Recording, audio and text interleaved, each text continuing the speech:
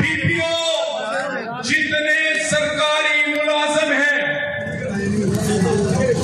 किसी ने अगर इस इलेक्शन के दौरान किसी कारकुन को हाथ लगाया तो तुम्हारा मुंह तोड़ देंगे।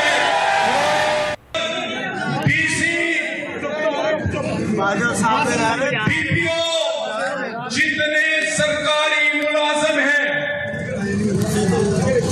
किसी ने अगर इस इलेक्शन के दौरान किसी कारकुन को हाथ लगाया तो तुम्हारा मुंह तोड़ देंगे। डीसी